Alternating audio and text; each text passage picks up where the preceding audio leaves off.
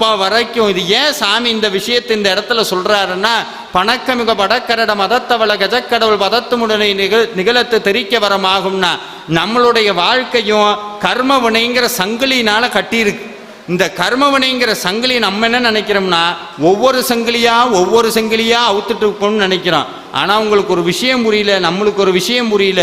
இந்த சங்கிலி 1-2 கழட்டிக்கிட்டு இருந்தோம்னா, ஒரு ஜென்மம் 2 ஜென்மம் இல்லை, எத்தனை ஜென்மம் எடுத்தாலும் இந்த சங்கிலி வந்துகிட்டே தான் இருக்குது. அருணகிரிநாதர் சொல்றார், யார் முருகப்பெருமானை மனமுருகி வேண்டி வீட்டில் வேல் பூஜை பண்ணி வேல்மாறல் பாராயணம் பண்றாங்களோ அவங்களுடைய வினை எங்கிருந்து ஆரம்பிக்குதோ அந்த முனையை அறுத்து அவர்களை காப்பாத்துமா.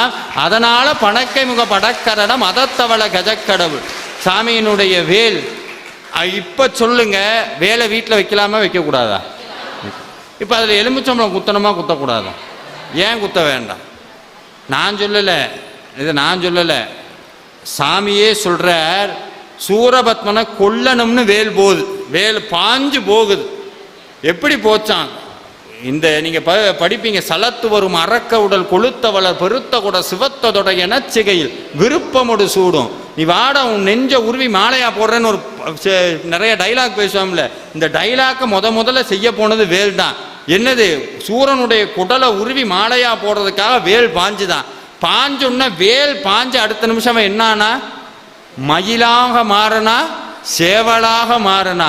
கொல்லணும்னு நினைச்ச சூரபத்மனையே கொல்றதுக்கு மனசில்லாமல் நல்லவனா மாற்றி முருகன் கூட சேர்த்து வச்ச வேளா நம்மகிட்ட எலும்புச்சம்பளம் பழகி இருக்கும். அப்ப சாமி நம்மகிட்ட கேட்கறது என்ன?